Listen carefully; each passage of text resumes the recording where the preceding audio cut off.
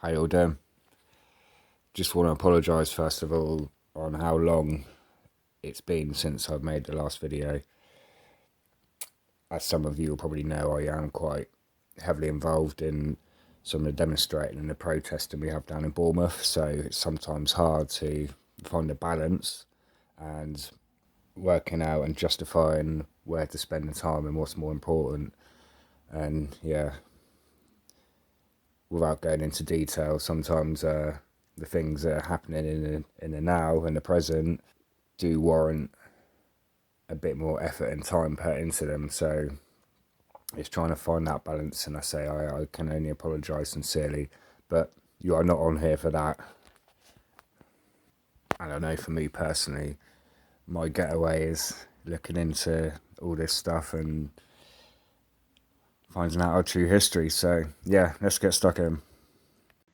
So today I wanted to go through how all these star forts or citadel structures were all connected by waterways. It has been touched upon by various researchers, Michelle Gibson being one of them, but I don't believe it's touched upon enough, and I believe it's key to how the mud floods or the buried buildings and why they're in that state. But I also think it's key to why they did it as well, because another thing which I don't think is touched upon, and I haven't really heard anyone talk about, is I believe a lot of these forts were water structures, so they were part of the infrastructure that was powering their machinery, their homes, and so many things that we probably don't even know about. So if you go, so this is Italy.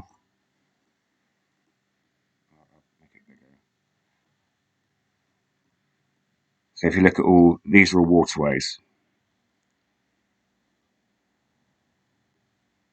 You look, every single fort. So this is a map from,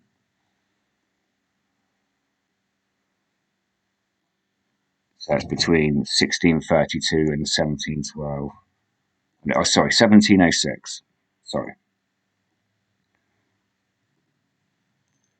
Just look at how they're all connected to waterways.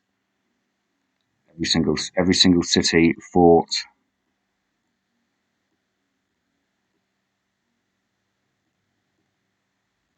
and this is not unique to Italy. By the way, I think I've mentioned this site before, the Mole Collection. I highly recommend you go into it. It's largely maps from sort of Europe. You get a couple from sort of southern UK, but it's largely Europe. But yeah, I think I've mentioned it before. It's one of the best collections I've seen. Anyway, so I'm just going to show you that it's not unique to.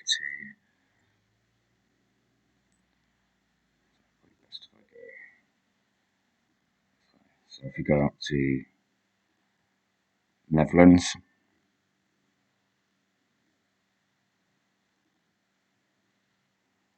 so this is a map from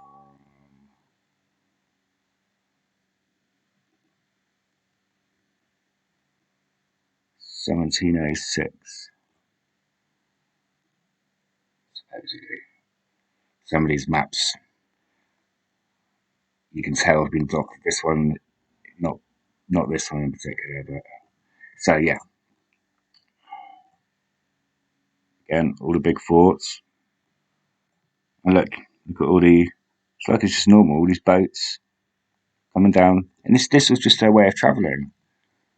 Imagine you see lots of mentions of roads in old texts, like 17th and 18th century texts, and they're obviously not talking about cars. They're talking about riverways. That's what they call their roads, and that's how everything. That's how they transported all their goods. And I believe this system was key. It was key to destroy this infrastructure and system, because this is what powered everything. I'm going to take you into a few maps of different forts to show you again that all of these forts,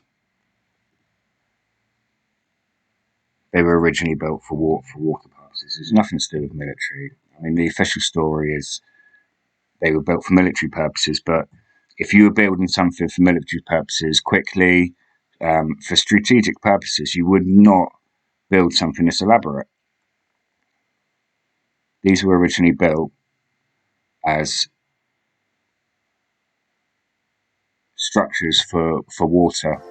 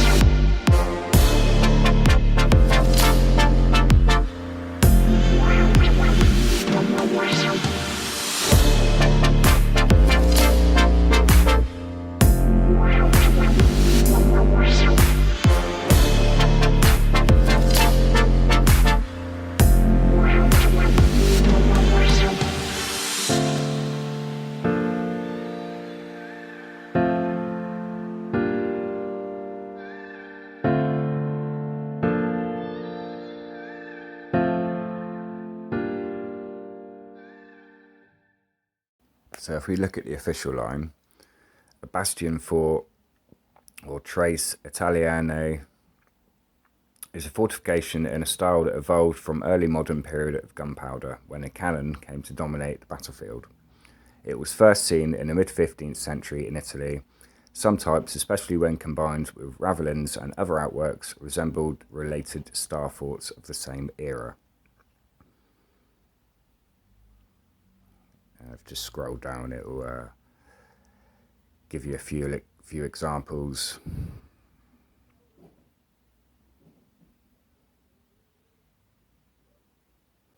If they were built for military purposes, I mean, would you really make them this elaborate?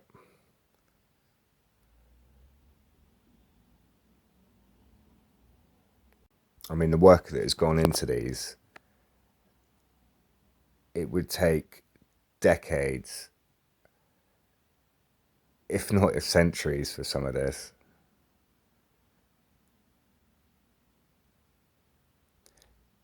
If they were built for military purposes, strategically you'd have to build them quick.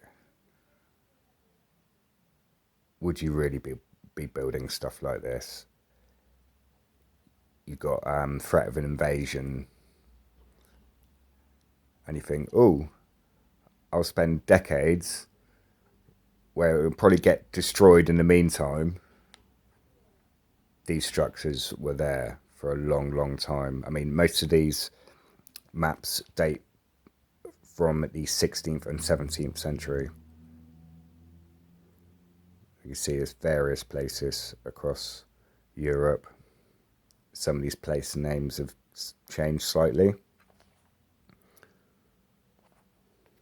But again, you can find all these maps in the mole map collection.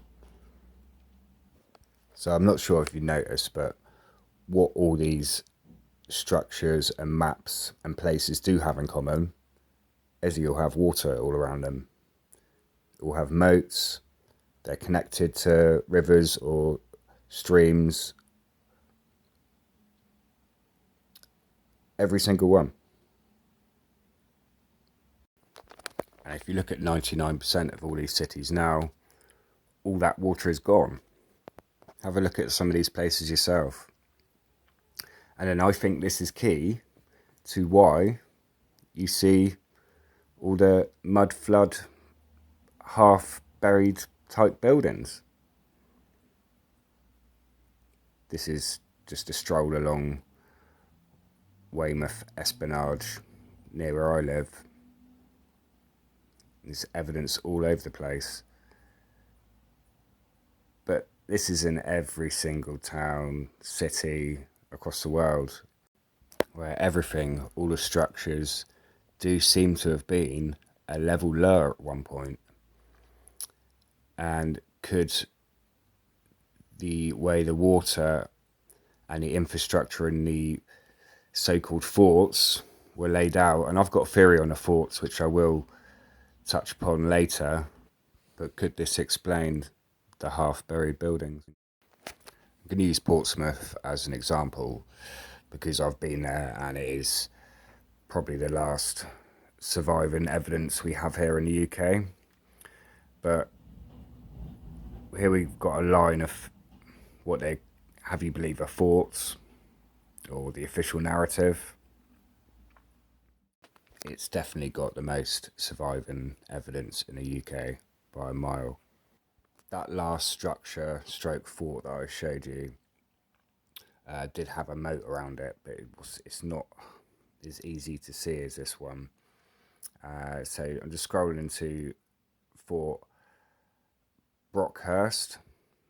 I don't know if you noticed as I was scrolling along, I did point it out with an arrow. There was another one right next to it. But this one still has the water and the moat around it. I did visit this one a few weeks back and I'll show you some photos in a sec. But like I was mentioning before, I mean, this is just a tiny part of what would be the Star Citadel or the whole structure. I'll try and give you an idea of how big that particular part would be in comparison to the whole city. So if you use this map as an example, here we are in London. I mean Lille. Could be any city in the world, couldn't it? It's just all the same buildings and infrastructure. Back to the point now. These structures, amazing structures, would be a pinprick on these cities. This would be roughly about the size of one of those forts. Probably fit inside one of those triangles. So think how long it would take to build all of this, taking in comparison how long it would probably take to build just one of these structures.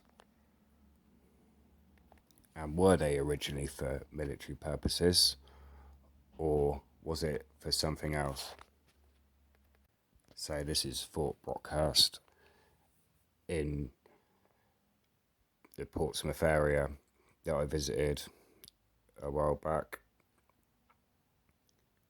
And as I mentioned, this one has still got the moat intact. It is an amazing place and somewhere kind of come across by accident going to look at another place. But yeah, it's one of the only ones where the moat is still intact. And you've got to ask yourself, I mean, this isn't unique to Southampton, Portsmouth. Where did all this water go? All the forts that were built over, destroyed, whatever. Where did all this water go?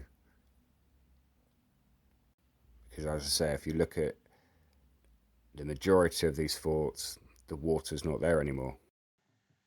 And this is where the cannonballs come in for me. I know there's certain people that are going down routes of cannonballs being a hoax, but I'm not sure I believe that, because if you've got half ton, 1 ton cannonballs, however much they weighed, coming down on these water structures, they wouldn't need to be particularly accurate. So all these videos where the cannons are totally inaccurate, they couldn't hit a cow's ass with a banjo, they wouldn't need to be accurate. They did definitely have weapons that they're not telling us about. This is an image or a map I'm yet to really delve into. Craig's Ingenia Artillery. It's from 1737. What is that? Some sort of mine, I think. I originally thought it might have been like an air balloon, but I think it probably is a mine. But they definitely did have cannons. And like I mentioned, you wouldn't have to be particularly accurate with them if all you were wanting to do was to create a crack.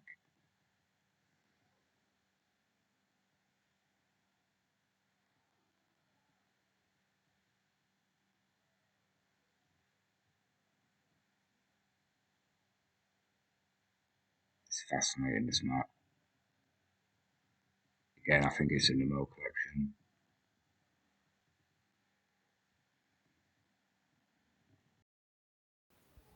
And is this why we see all these large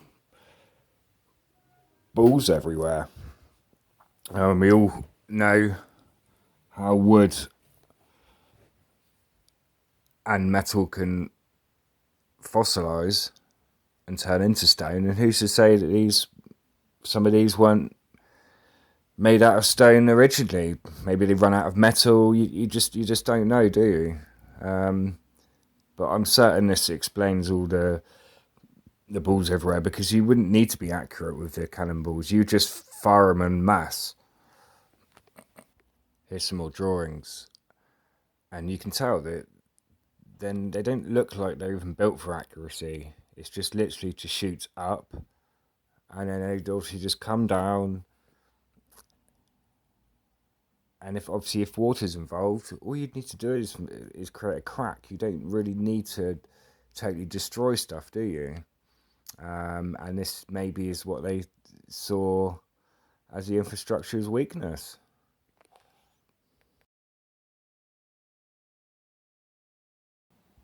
Try to imagine these cities or citadels as an electronic circuit, and the water going into these structures and villages is basically creating a circuit. And imagine you had at different points of this circuit, you'd have bits of machinery and things running off it, and maybe the forts, or what we are told are forts, are maybe the batteries of some kind that was running the circuits, or collecting water, storing water, purifying it. What I'm trying to get across is they definitely had something to do with that. And I do think it's key to why they did it, and why you see all the mud flooded and all the buried buildings and infrastructure. It's the most logical reason. And here's some more images from the mole collection with how this infrastructure could have possibly worked. These are all from the 16th and 17th century. I mean, look at this image on the right. What does that look like? Like I've mentioned before, look into Michelle Gibson's research and the way she has proven that they used to carve these riverways and waterways into the landscape. And if you think about it logically, it would be the easiest way to get around, the cheapest way, and almost anyone could get around quite easily. And was this the system that they needed to destroy so they could set up their systems of selling us water, electricity, all this sort of stuff? And if you look at most of the where all the water comes from now, they're just underground reservoirs. I suspect reservoirs that have been built on top of over these structures and things that have been built into the landscape. If you do know anyone else who is going down this chain of research, i.e. the forts are water structures or water batteries, filters of some sort, please let us know, because I've not really seen anyone else mention it, and I think it's key to proving what these structures used to be. I've been hanging on to these forts and this evidence for a while now, just been trying to sort of gather up enough to get the point across and for people to understand properly, really. So yeah, if you do know anyone who is going down these same lines of research, put me in touch with them, because it's a slow process on your own. And the last thing I wanted to mention were these maps. I have put it out on Facebook, but had no success in furthering what they could be. So yeah, they're from the Mole collection, and I'm gonna leave you to ponder what they are, and yeah, comment below, because I say it's not a questionnaire where you're going to win some prize or something. I don't know the answer myself, so yeah, if you've got the answers, comment below, and yeah, I'll leave you to enjoy the maps yourself.